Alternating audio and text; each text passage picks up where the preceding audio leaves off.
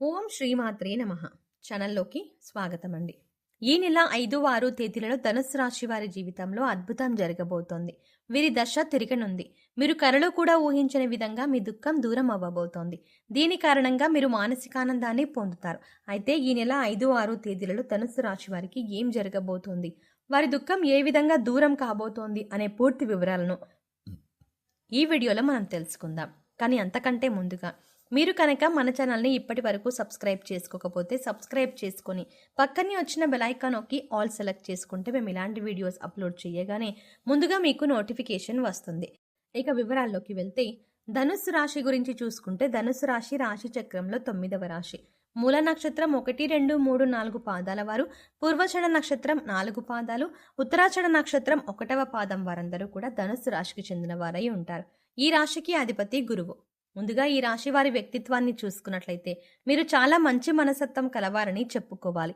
బంధాలకు అనుబంధాలకు అధికంగా ప్రాధాన్యతనిస్తారు. ఓర్పును అధికంగా కలిగి ఉంటారు. కష్టపడి ఏదైనా పనిని పూర్తి చేసి దాని ఫలితం కోసం ఎంతకాలమైనా ఎదురు చూస్తారు.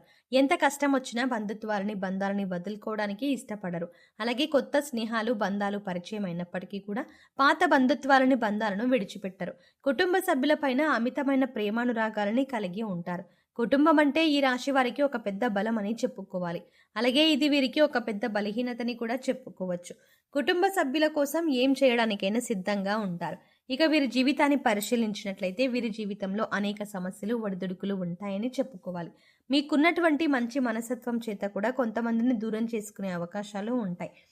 కొన్ని సందర్భాల్లో మీరు కాంప్రమైజ్ కావాల్సిన అవసరం లేని చోట కూడా కాంప్రమైజ్ అవుతూ ఉంటారు. అంటే రాజీ పడాల్సిన అవసరం లేకపోయినా కూడా రాజీ పడి కొంతమంది వ్యక్తులకి దూరం అయ్యే అవకాశాలు కూడా ఉంటాయి.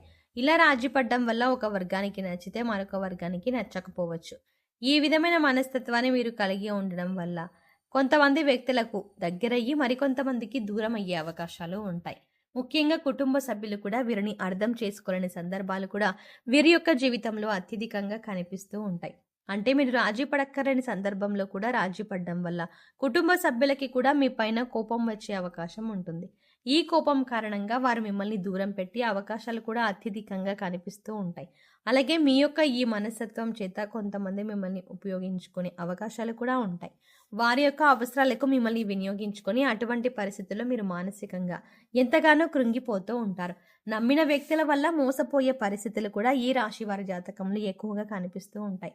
ముఖ్యంగా మీరు పనిచేసే చోట కూడా కొంతమంది వ్యక్తుల వల్ల మీరు మానసికంగా ఎంతో కృంగిపోతూ ఉన్నటువంటి పరిస్థితులు కూడా మీ యొక్క జాతకంలో ఎక్కువగా కనిపిస్తూ ఉన్నాయి. అయితే ముఖ్యంగా ఈ రాశి వారి యొక్క జీవితంలో ఒడిదుడుకులు సమస్యలు ఉన్నప్పటికీ ఆ భగవంతుని ఆరాధనలో మీరు నిత్యం సమయాన్ని గడపటం వల్ల ఖచ్చితంగా వీరికి శుభ ఫలితాలు అయితే కలుగుతాయి. ప్రతినిత్యం ఇష్టదైవ నామస్మరణ చేసుకుంటూ ఉండాలి. దీనివల్ల మీకు దైవబలం పెరుగుతుంది. మానసికంగా దృఢంగా ఉంటారు.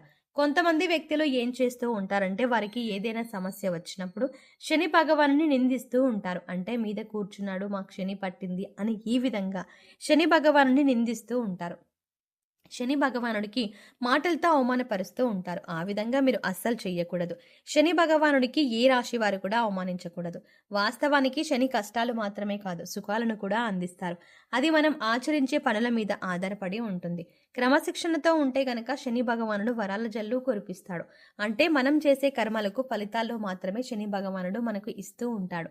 అయితే శని భగవానుని నిందిస్తూ అవమానిస్తూ ఉంటే సమస్యలు ఉత్పన్నమవుతూ ఉంటాయి. సమస్యలకి పరిష్కారాలు కూడా లభించవు. మీరు ఎప్పుడైతే శని భగవానుని స్తుతిస్తూ ఆరాధిస్తూ ఉంటారో ఖచ్చితంగా ఆ శని భగవానుడు ఆశీస్సులతో మీ జీవితంలో మీరు కోల్పోయిన వాటిని దక్కించుకుంటారు. ఆర్థికంగా పురోగతి సాధిస్తారు. మీ యొక్క జీవితంలో మునుపెన్నడూ లేనటువంటి అద్భుతమైన ఫలితాలను కూడా మీరు చూస్తారు.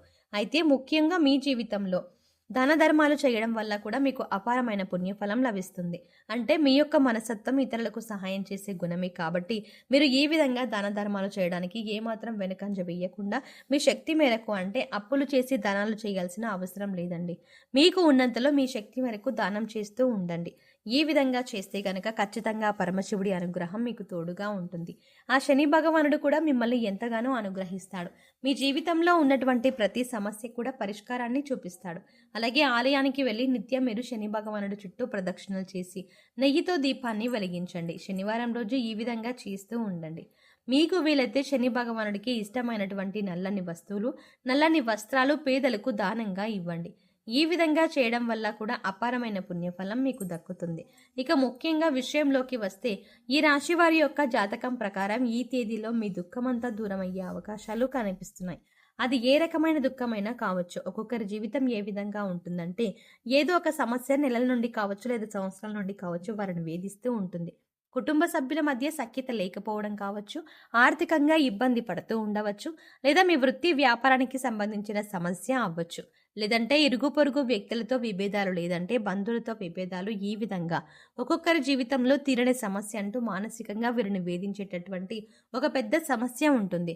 ఆ సమస్య దూరం అయ్యే అవకాశం కనిపిస్తోంది. మీరు ఎంతో కాలంగా ఈ సమస్యతో వేధింపబడుతున్నారు. ఈ సమస్య కారణంగా మీరు ఏ నిర్ణయం సక్రమంగా తీసుకోలేకపోతున్నారు.